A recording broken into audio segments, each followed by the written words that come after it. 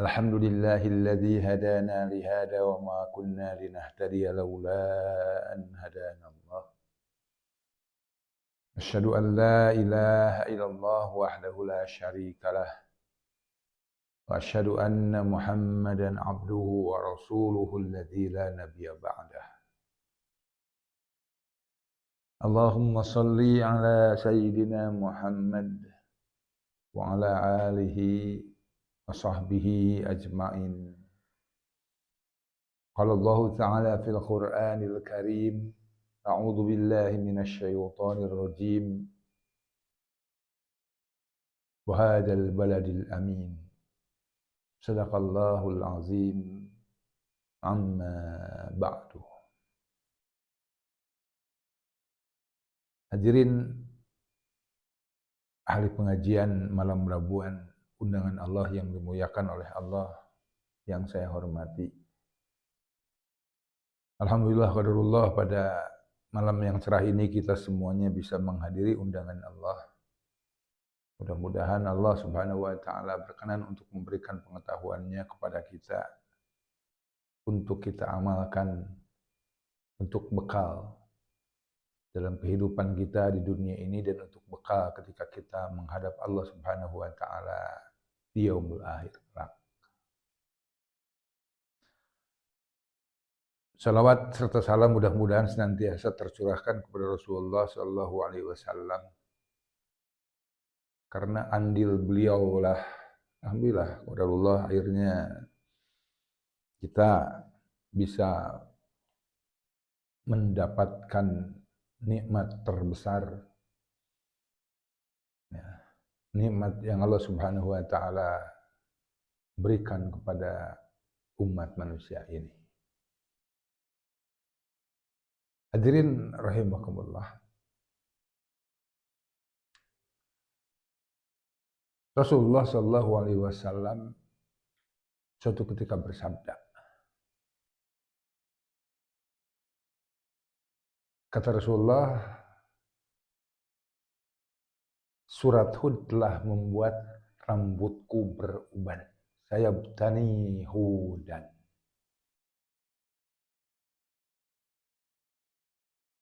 Para ulama menafsirkan pernyataan Rasulullah dalam tafsir hadis, bahwasanya kenapa Rasulullah mengatakan saya butani hudan, rambutku telah beruban dikarenakan surat Hud. Karena dalam surat Hud itu ada suatu perintah Allah. Perintahnya itu fastaqim kama umirta. Istiqomahlah engkau ya Rasulullah sebagaimana engkau diperintahkan. Jadi ketika Rasulullah bersabda surat Hud telah membuat rambutku beruban, berpengertian perintah untuk istiqomah telah membuat rambutku beruban. Artinya Masya Allah, untuk istiqomah itu susah. Ya. Kalau asal beramal, salat malam sekali, dua kali, sepekan, sebulan, gampang. Baca Quran sehari, dua hari, sepekan, satu juz, dan kemudian setelah itu berhenti sebulan, itu gampang. Tapi yang susah itu terus konsisten, istiqomah. Nah, Allah Subhanahu wa taala selain daripada memerintahkan kepada Rasulullah untuk istiqomah, Allah pun memberikan tips, memberikan cara bagaimana agar beliau, dan tipsnya itu tentu berlaku untuk kita semua, ya, cara untuk istiqomah. Salah satu cara untuk istiqomah itu Allah berfirman, wasbir, sabarlah, innallaha la yudhi'u ajral muhsinin. Sesungguhnya Allah itu tidak akan menyia-nyiakan orang yang berbuat baik. Ya. Di dalam ayat itu ada dua qiyat. Ya. Qiyat yang pertama, kita diperintahkan untuk sabar. Qiyat yang kedua, agar bisa istiqomah itu kita harus memiliki keimanan bahwasanya Allah itu tidak akan menyia-nyiakan atas orang-orang yang berbuat baik. Allah itu akan memberikan pahala ketika kita itu berbuat kebaikan.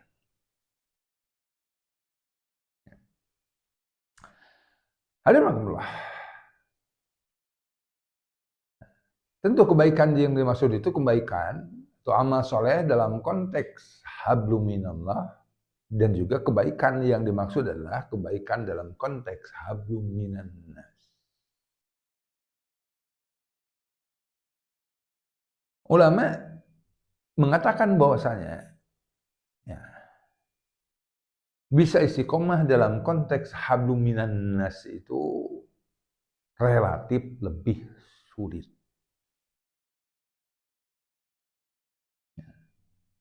Terutama jika karena kita betul-betul tidak mengimani tentang ayat tadi bahwasanya Allah itu tidak akan menyia-nyiakan siapapun di antara kita yang berbuat kebaikan.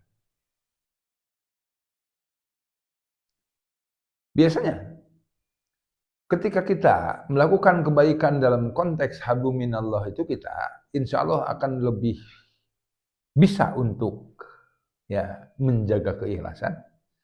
Lain lagi ketika kita berbuat kebaikan dalam konteks hablum minannas, kita itu akan lebih sulit untuk bisa menjaga keikhlasan, menjaga niat. Kenapa? Karena ketika kita berbuat kebaikan dalam konteks hablum minannas, kebaikan yang kita lakukan itu langsung kan antara kita dengan orang lain. Sehingga sangat memungkinkan ketika kita berbuat kebaikan kepada seseorang, kita itu ada motif ketidakikhlasan.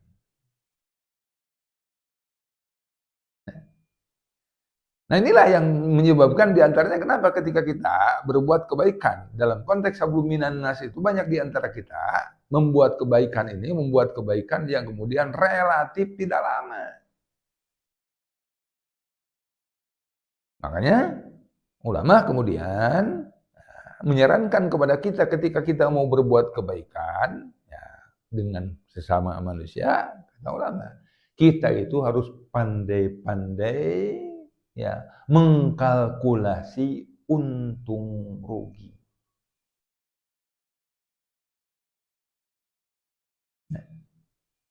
Harus pandai-pandai mengkalkulasi untung rugi.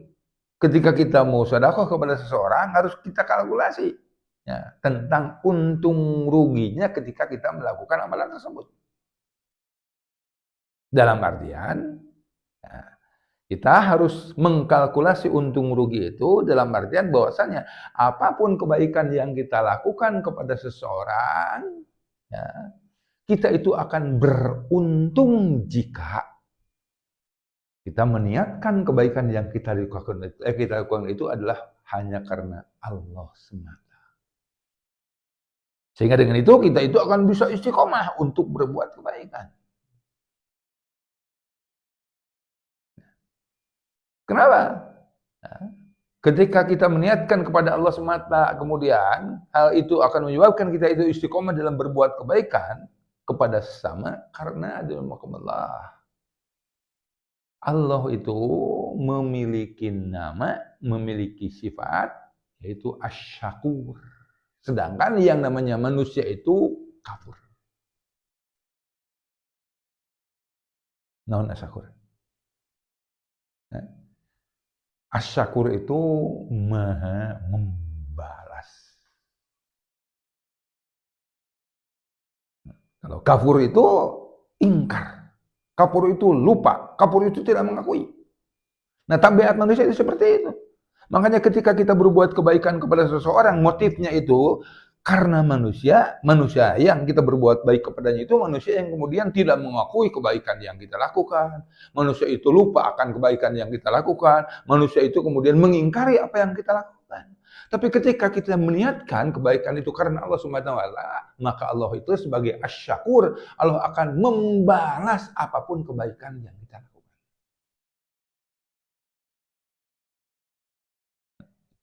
Jalma mah sok tingali.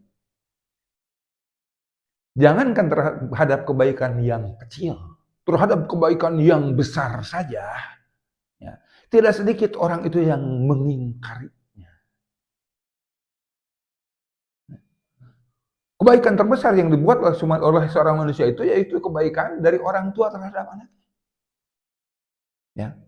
Kita banyak sekali menemukan kisah-kisah, menemukan kejadian-kejadian yang namanya anak itu setelah mendapat kebaikan yang sedemikian banyak dari orang tuanya, jangankan mereka itu membalas budi atas kebaikan yang dilakukan oleh orang tuanya, bahkan mereka itu menjadi anak-anak durhaka.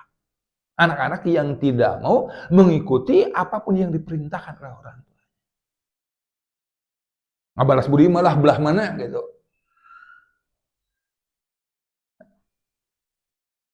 Kan Allah Subhanahu wa taala tidak seperti itu. Karena Allah itu asy-syakur, Allah itu Maha membalas ketika kita berbuat kebaikan. Apapun kebaikan yang kita lakukan, Allah itu pasti akan membalas dengan balasan yang jauh lebih besar. Bahkan ketika kebaikan yang kita lakukan itu kebaikan yang kecil. Kita infak sedekah kepada seseorang walaupun hanya 1.000 perak, 2.000 perak, atau kita infak sedekah untuk apapun itu, Allah Subhanahu wa taala akan membalas dengan balasan yang besar.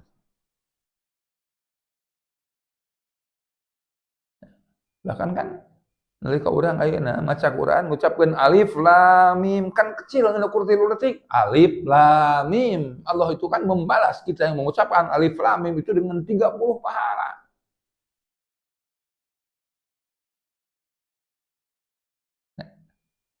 Makanya jika kita itu tidak istiqomah dalam melakukan suatu amal kebaikan, bisa jadi karena motif kita itu bukan karena Allah. Kalau motifnya karena Allah, wasfir fa innallaha la yudhi'u ajral muhsinin. Allah itu ya, tidak akan menyia-nyiakan orang yang berbuat baik. Bahkan Masya Allah tadi, ketika kita berbuat kebaikan yang kecil, sekecil apapun itu, Allah Subhanahu wa taala akan mengapresiasinya. Allah bahkan mengatakan, "Wa may ya'mal mithqala dzarratin khairan yarah." Barang siapapun di antara kita yang melakukan, yang beramal dengan amalan yang sebesar dzarrah pun, dia kelak akan melihat amalan itu. Artinya Allah itu mengapresiasi.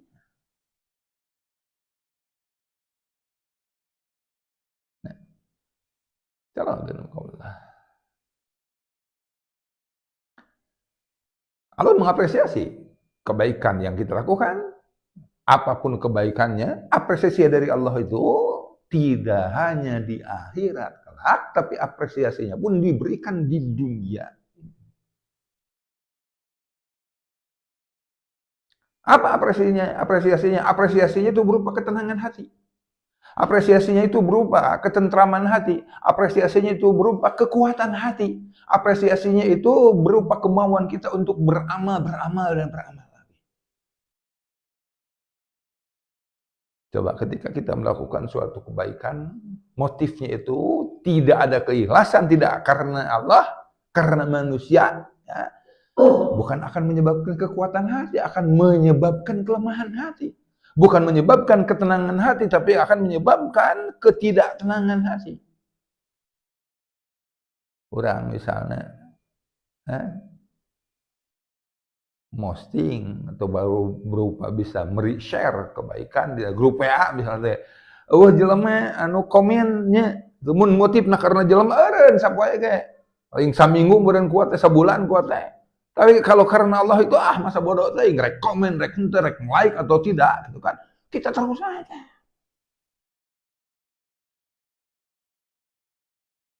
Kalau niatnya karena manusia, kemudian manusia itu tidak komen,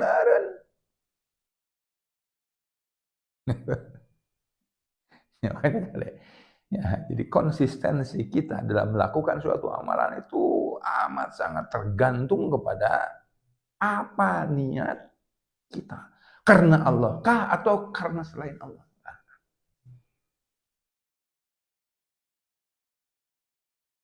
Nah, jika kita berbuat kebaikan, kemudian motifnya harus karena Allah. Ya, ini wilayahnya itu wilayah batin, nah, karena Allah itu kan keikhlasan akan menyebabkan ketenangan hati, akan menyebabkan kekuatan hati. Sebaliknya, ketika seseorang berbuat kebaikan kepada kita, maka ya, sebaliknya daripada itu. Jadi orang ulah ngarep-ngarep ketika kita berbuat kebaikan kepada orang lain, kita jangan mengharapkan adanya kan apapun ya respon dari orang lain atas kebaikan yang kita lakukan. Tapi ketika orang lain berbuat kebaikan kepada kita, maka tabu bagi kita itu untuk tidak membalas kebaikan mereka.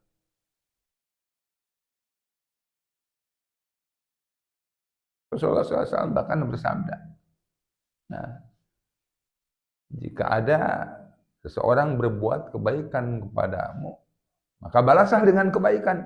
Jika tidak, maka berdoalah atas kebaikan yang dia berikan kepada kita. Naon doana? Hah? Doana naon? Enggak?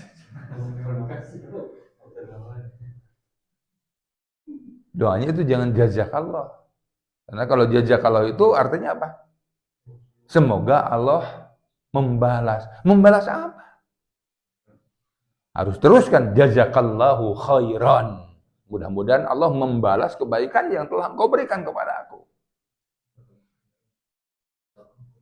Dan masalah. Ya. Kata Rasulullah di hadis itu, ketika seseorang berbuat kebaikan kepada kita, maka balaslah dengan balasan yang setimpal atau bahkan lebih. Dan jika tidak, maka doakanlah. Tapi ulama kemudian mengartikan, jika kita tidak membalas dengan balasan yang lebih, jama mere duit ke orang 100.000, urang nginjem duit 100.000, misalnya dipanginjemkeun urang pas mayar teh mun hade mah leuwihan ulah 100.000. Nu ulah teh samemehna aya perjanjian. Nya riba mun aya perjanjian samemehna mah. Gitu. 10% gitu. Itu mah riba. Kalau tidak ada perjanjian sebelumnya, ya Rasul menyarankan seperti itu. Ya. Kalau kita itu tidak bisa membalas kebaikan yang dilakukan oleh saran kepada kita, maka kata Rasulullah, doakanlah. Ulama mengartikan, doakan dengan doa yang setimpal. Orang makan kafur tadi ya. Kita itu kan ingkar, kita itu banyak lupa, kita itu banyak tidak mengaku kebaikan orang lain yang telah dilakukan oleh mereka kepada kita. Orang lain mun daek jujur. Guru SD orang atau guru-guru orang anu geus nyieun kebaikan ke orang sehingga orang bisa maca. Kan manfaat dari kita itu bisa membaca itu sampai berapa lama sih? Seumur hidup. Seyogianya kita pun mendoakan mereka itu seumur hidup.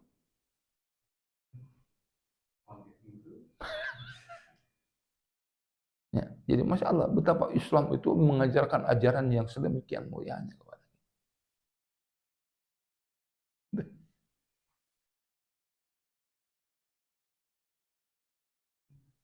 Hadirin, rahimakumullah.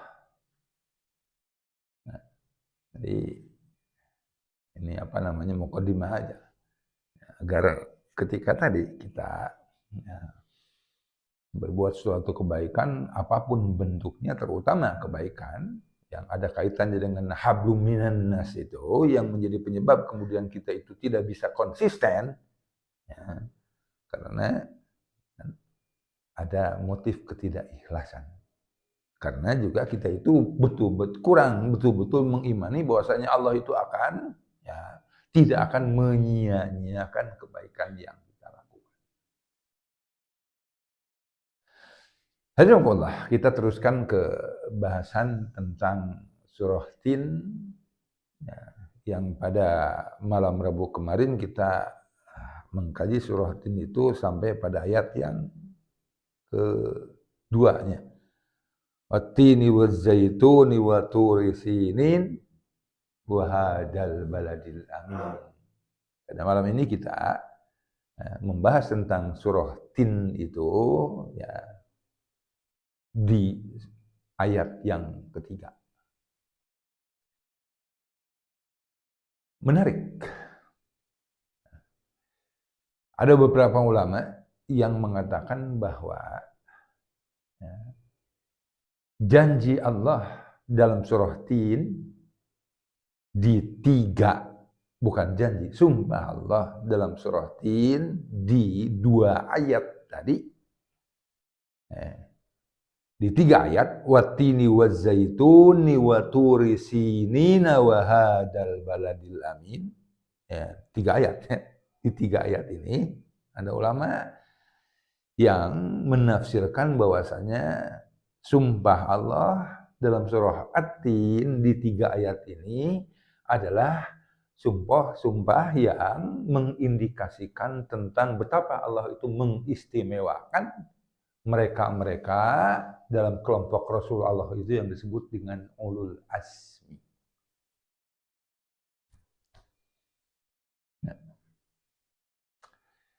Jadi kan ya, orang-orang yang dipilih oleh Allah untuk menempati surganya. Sekaligus orang-orang yang dipilih oleh Allah untuk menerima risalahnya itu, tingkat rendah itu adalah orang yang beriman. Yang kedua itu adalah para nabi. Yang ketiga adalah para rasul. Masih ingat apa bedanya antara nabi dan rasul?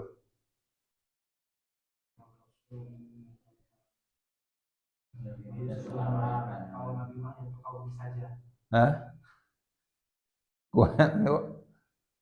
Kalau nabi menerima wahyu, yang rasul menerima dan menyampaikan. Nah, kalau begitu untuk apa nabi menerima wahyu kalau kemudian nabi itu tidak diwajibkan untuk menyampaikan wahyu? Hah? Karena kan boro-boro nabi, ya, yang namanya menyampaikan wahyu Allah dalam artian yang lain dakwah itu boro-boro nabi. Kita aja bukan nabi diwajibkan untuk dakwah. Kan kalau kita tidak dakwah itu kita akan ada dalam kelompok lafi khusrin. Agar kita itu tidak masuk dalam kelompok lafi khusrin, maka pertama kita harus iman, kedua amal soleh, 3 tawasau bil haq, saling mengingatkan dalam benar, dalam kebenaran artinya dakwah. Nah, tapi masalah pemahaman yang seperti itu memang yang berkembang. Ya, tidak hanya di masyarakat umum seperti kita, bahkan di pesantren-pesantren pun dipahamkan seperti itu, bahwasanya yang namanya nabi itu seseorang yang menerima wahyu tapi tidak berkewajiban untuk menyampaikannya, sedangkan yang namanya rasul itu orang yang menerima wahyu tapi berkewajiban untuk menyampaikannya. Ada yang baik nabi atau rasul sama mendapatkan wahyu dan sama juga berkewajiban untuk menyampaikannya. Yang menjadikan beda antara rasul dan nabi yaitu kan dari rasul yang wajib kita ketahui yang 25 itu, ya, antara rasul ke rasul itu ada nabi. Ya. Antara rasul ke rasul itu ada nabi. Ya, taruhlah misalnya Rasul nomor 3 ke Rasul nomor 4, antara Rasul nomor 3 dan Rasul nomor 4 itu adalah Nabi.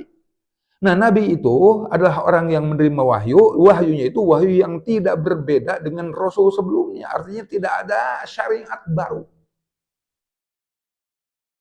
Kalaulah di Rasul yang ketiga itu sholat nanti 2 rakaat, Nabi menyampaikan menerima wahyu tentang sholat baru 3 rakaat. Kalau di Rasul yang nomor 3 itu, saum itu hanya 40 hari, maka nabi-nabi di sini pun menyampaikan bahwasanya saum itu 40 hari, jadi sama.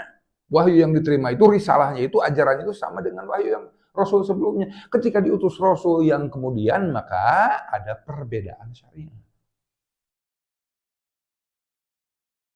Sholatnya, nah, gitu kan, tadinya sakit loba, jadinya etika. Nu diharamkan sok itu loba jadinya etikan. Ya. Syariat kewajibannya nu sak itu berat jadi ngurangan. Ya. Revisi.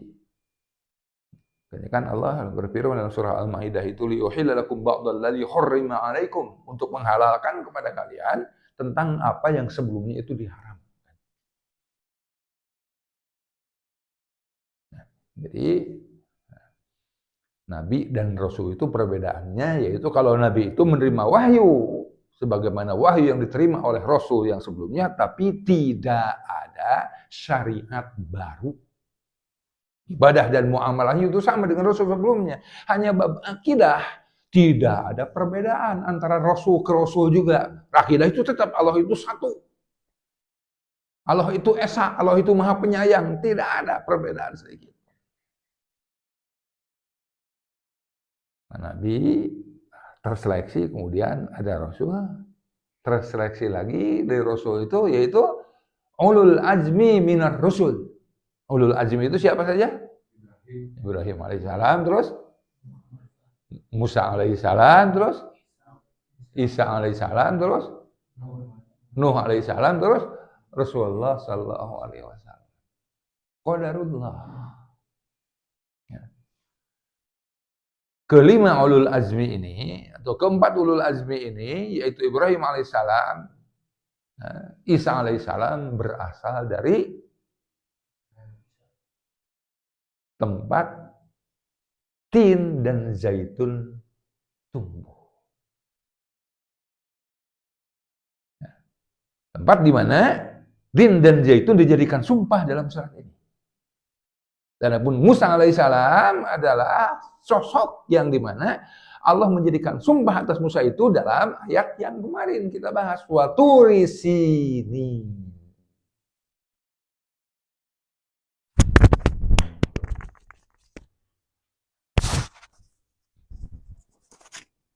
Adapun Rasulullah SAW, Rasul itu ya, dijadikan sumpah dalam surah Tin ini di ayat yang ketiga, wahadal baladil amin, dan demi negeri yang aman ini.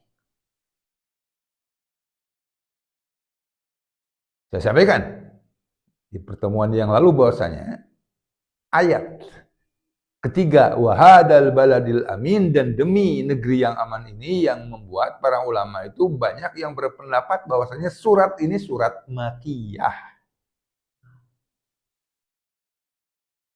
Nah, surat yang turun sebelum hijrah. Karena Allah bersumpah melalui ayat ini, dan demi negeri yang aman ini. Ulama berpendapat ijma bahwasanya yang disebut dengan negeri yang aman itu Mekah. Tidak ada ulama yang berbeda pendapat. Ayo tes Tasik negeri aman kan? Aman kan orangnya? Aman. Tapi yang dimaksud oleh Allah dengan sumpah ini bukan tempat lahir kita, bukan Tasikmalaya, wahadal baladil amin itu dan demi Tasik yang aman, bukan. Ulama semuanya ijma, berpendapat, berkonsensus bahwasanya yang dimaksud dengan negeri yang aman itu adalah Mekah.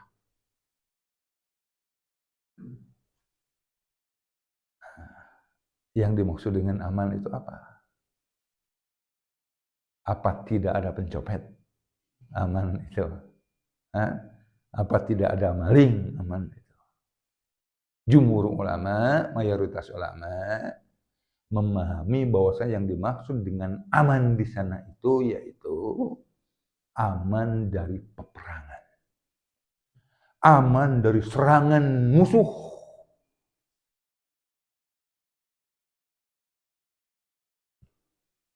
Sejak kapan? Dan sampai kapan? Kata Rasulullah, sejak alam ini diciptakan dan sampai kiamat.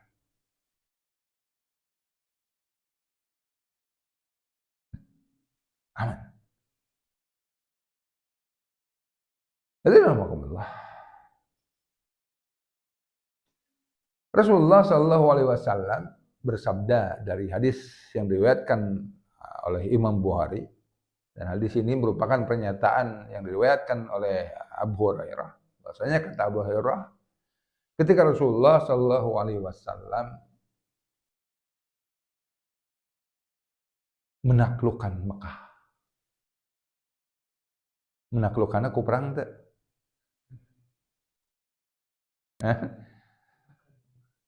Aku perang. Maka baju besi, maka baju perang, itu Mekah itu. Nah, tapi katanya aman. Tapi kuno Rasul kemudian menaklukkan Mekah itu dengan peperangan. Kata Abu Hurairah.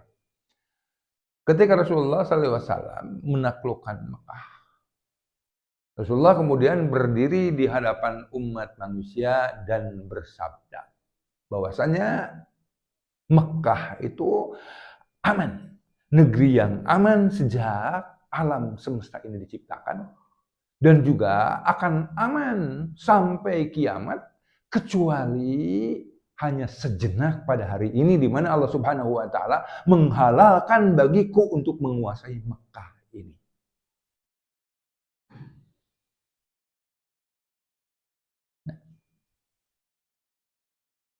Jadi pengecualiannya itu ketika Rasul menaklukkan Mekah saja. Selain daripada itu aman sebelumnya. Bahkan kata Rasulullah, saking amannya yang namanya gajah saja tidak diizinkan masuk oleh Allah untuk masuk ke Mekah. Ingat nggak gajah mana? Gajah Abroha. Gajah Abroha yang dipimpin oleh gajah yang terbesar, yang namanya gajah yang terbesar itu siapa namanya? Mahmud. Karena kada yang mun boga budakna begang ulah di ngarangan Mahmud. Karena paling teu budak ulah di ngarangan Mahmud, soalnya Mahmud ngaran gajah. Gajahna Abroha gitu. Anu rek asup ka Mekah anu dihalangan ku Allah karena apa? Untuk menjaga gitu kan keamanan kota Mekah.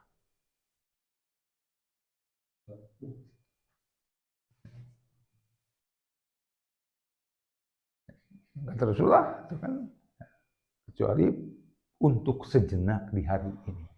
Rasul kemudian meneruskan sabdanya.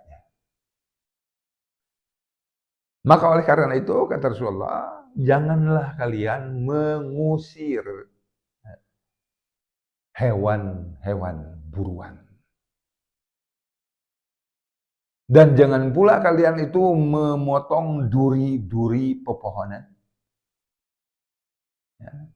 Dan juga tidak dihalalkan kepada kalian ketika kalian itu menemukan barang temuan, mendapatkan barang temuan, tidak dihalalkan kepada kalian kecuali harus diumumkan dalam waktu satu tahun.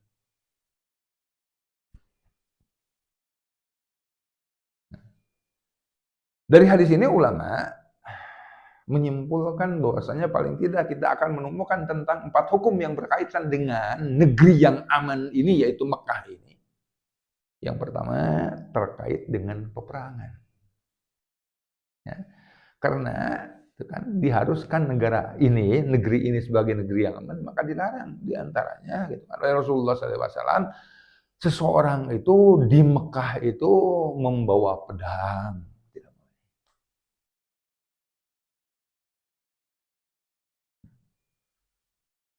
Juga tidak boleh seseorang di Mekah itu mengusir binatang buruan, apalagi kita itu membunuhnya. Tanah haram, tanah suci, tanah yang aman, yang tidak diperbolehkan bagi kita itu untuk diantaranya kan, mengusir binatang buruan. Termasuk yang disebut dengan mengusir binatang itu di Mekah makan ceyah anu ngaranna manuk japati gitu, tidak boleh. Tidak boleh kemudian kita itu ngusir, Rasul tidak boleh.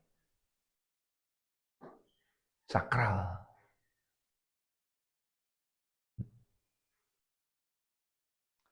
Apalagi kita membunuhnya, apalagi kita memakannya. Kalau kita membunuhnya kan dikenakan dam, ya dikenakan denda.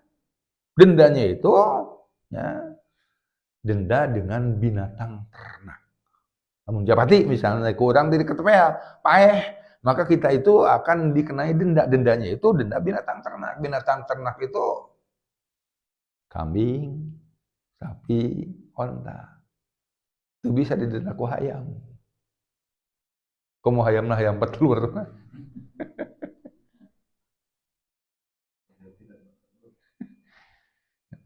Tidak boleh.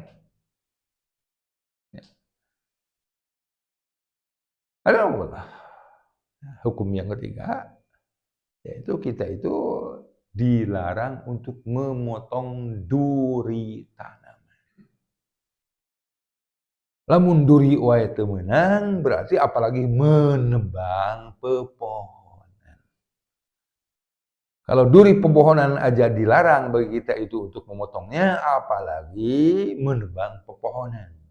Tapi jumhur ulama memahami bahwasanya yang dimaksud dengan larangan bagi kita untuk memotong duri-duri itu yaitu duri atas pepohonan yang tidak ditumbuhkan oleh kita, yang tumbuh sendiri.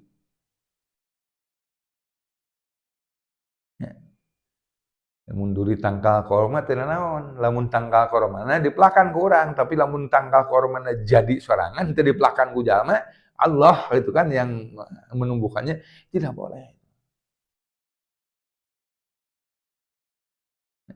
Jadi betapa Allah itu kan menjaga keamanan negeri Mekah. Kemudian Masya Allah, Rasulullah SAW dalam hadis tadi juga melarang bagi kita ketika kita itu menemukan barang temuan, tidak boleh kita itu mengambilnya, kecuali harus kita umumkan dalam waktu 1 tahun.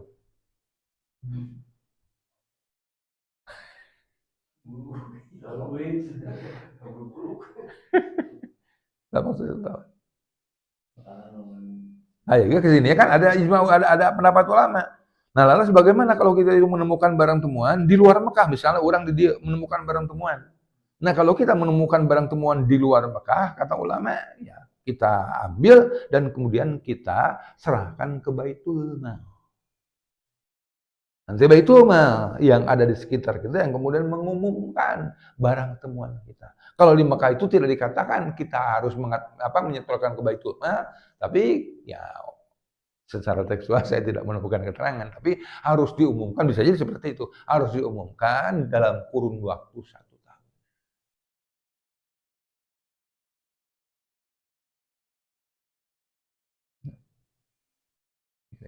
Insyaallah. Tadi kan sangkan naon ada kesakralan. Agar orang itu merasa memiliki perasaan yang lain ketika berada di Mekah. Ya.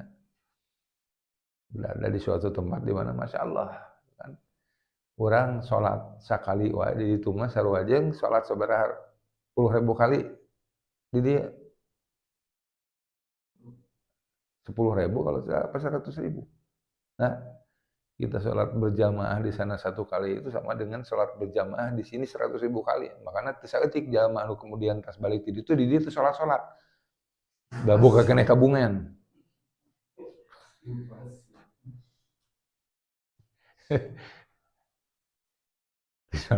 Nah, waktu itu kalau bakal tabungan silakan kemarin sholat ada di situ. Jelema lieur.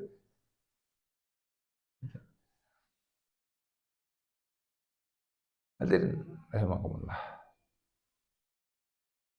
Setelah Allah Subhanahu wa taala bersumpah dengan 4 sumpah yang ada di 3 ayat. Itu kan kurang lebihnya adalah muqaddimah dari surat ini. Setelah itu Allah Subhanahu wa taala menyampaikan pesan penting. Setelah bersumpah dengan 4 sumpah yang ada di 3 ayat, Allah menyampaikan pesan pentingnya itu yaitu tentang kita. Non ayat ke-4. Laqad khalaqna insana fi ahsani taqwim.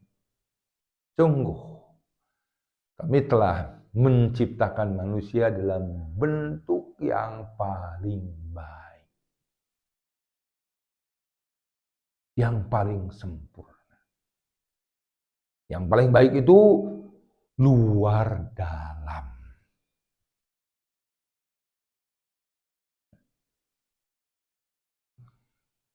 Paling tidak yang namanya wajah manusia, ya, sagoreng-gorengna wajah manusia ketika dia itu pergi ke kebun binatang, anger we pangkasepna.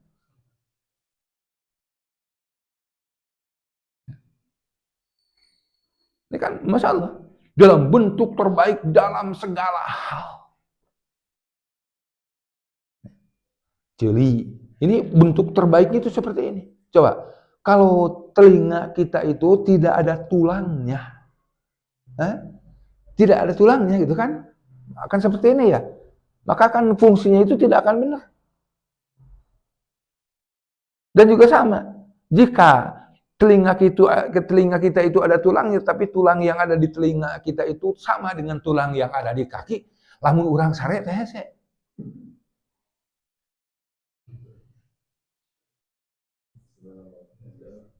Hah?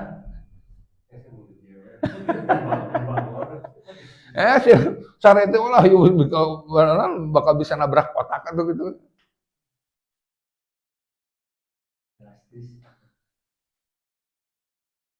Dan masalah dia mau ngomong.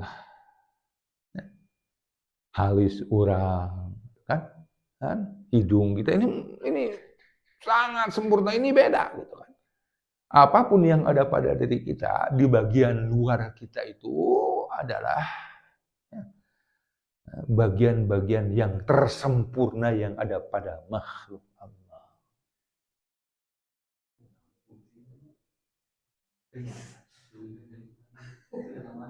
Oh, Halis, fungsinya katanya kalau ada air itu kan bisa terhalang tuh.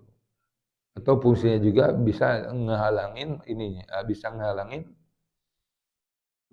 kokotor anu asup kana mata. Tangan kita.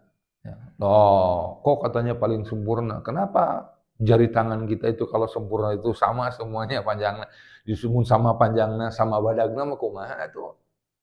Ya. Beneran aya cingir teh di antara ieu teh fungsina keur meresihan. Keur meresihan ceulik, keur meresihan bulu irung gitu kan. Lamun ayeuna sarua badagna siga kipir kok kieu.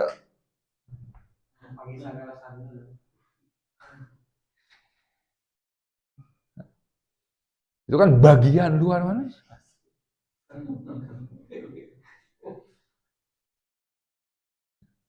Apalagi bagian dalam manusia. Bagian dalam manusia itu lebih complicated. Ginjal yang tidak pernah berhenti bekerja. Jantung yang juga tidak pernah berhenti bekerja. Masya Allah. Pelebah dia mah urang teh kurangnya. Karena ginjal urang da makana kan berang dahar ge saasup mah padahal kan ari ginjal itu fungsinya buat membersihkan darah. Darah itu tempat makanan masuk ke dalam tubuh kita dan kemudian lewat darah didistribusikan ke sana kemari. Darah itu harus ada dalam keadaan bersih, maka di pembersihnya itu adalah ginjal. Nah, itu kan urang aya mah barang dahar sagala wae. Masya Allah.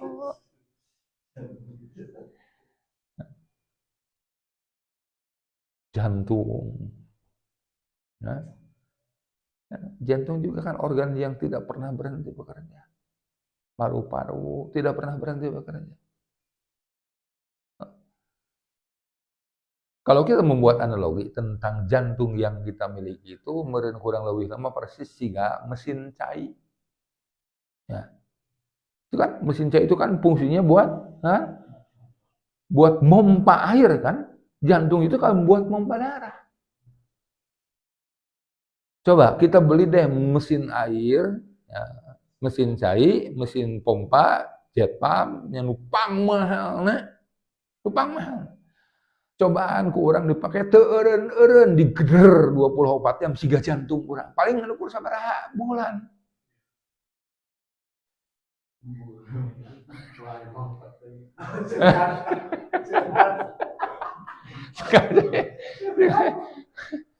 Paling sabaraha bulan.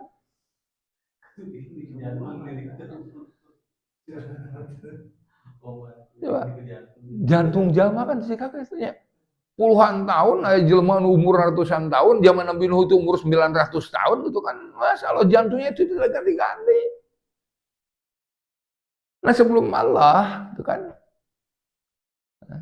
bersumpah dengan laqad khalaqnal insana fi ahsani taqwim.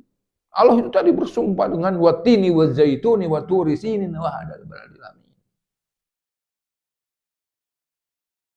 Dan kita juga manusia di rumah Allah. Nah, selain daripada diciptakan oleh Allah ya, dalam bentuk fisik luar dalam, dalam bentuk yang panghade. Nah, kita juga adalah makhluk yang oleh Allah Subhanahu wa taala diberi karakter, diberikan tabiat sebagai makhluk yang musayyar dan makhluk yang mukhayyar. Menunjang musayyar. Hah? Apa musayyar? Apa mukhayyar? Musayyar itu makhluk yang tidak diberikan pilihan oleh Allah. Segala sesuatunya tergantung Allah. Musayyar. Apakah kita diberikan pilihan oleh Allah untuk lahir sebagai orang mana? Tidak. Apakah kita diberikan pilihan oleh Allah untuk lahir di tahun mana? Tahun berapa? Tidak. Apakah kita diberikan pilihan oleh Allah untuk mati di mana? Untuk mati dalam keadaan sakit apa? Tidak. Kita itu dalam makhluk musayyar ini, kita itu betul-betul terikat dengan sunnatullah. Apakah kita diberikan pilihan oleh Allah? Lamun sangkaan beteng urang wareg. Nah, pilihannya sok maca kulhu cenah 50 kali 100 kali teu diberi pilihan sih gitu. Sangkaan wareg mah kudu barang dahar.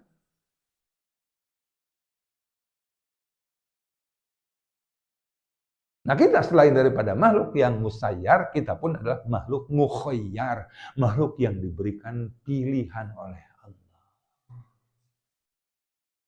Hayang sehat, hayang gering. Lamun hayang sehat, tah pilih siga kieu, mun hayang gering tah pilih siga kieu.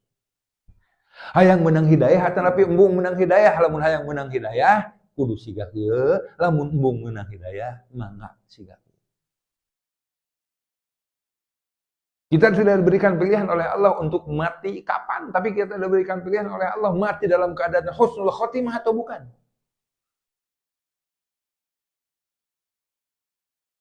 Kita tidak diberikan pilihan oleh Allah ya,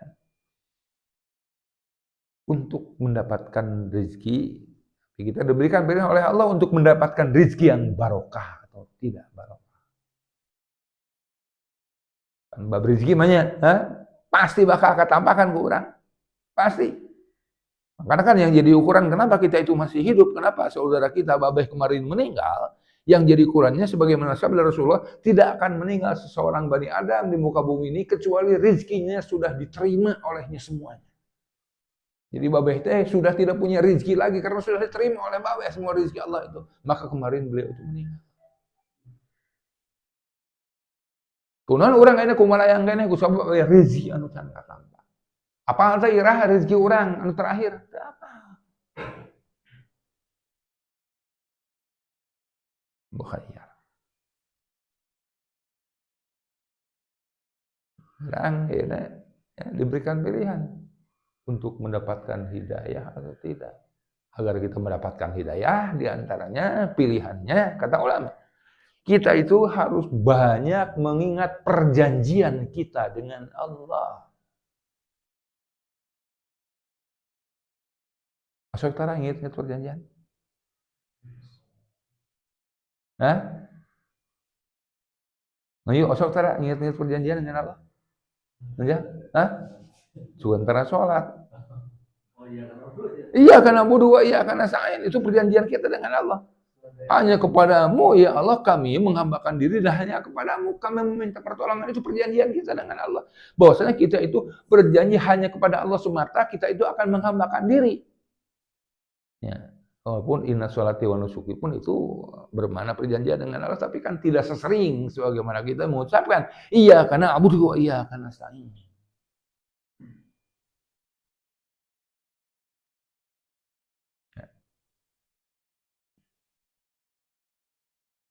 Coba ya, bersama salat. Hadirin rahimakumullah. Mungkin itu yang bisa sama-sama kita kaji pada malam Rabu yang cerah ini. Mudah-mudahan Allah memberikan kepada kita semuanya kekuatan untuk bisa mengamalkan apapun yang Allah perintahkan kepada kita semaksimalnya. Rabbana atina fid dunya hasanah wa fil akhirati hasanah wa qina adzabannar. Subhanakallahumma wa bihamdika asyhadu an la ilaha illa anta astaghfiruka wa atubu. Assalamualaikum warahmatullahi wabarakatuh.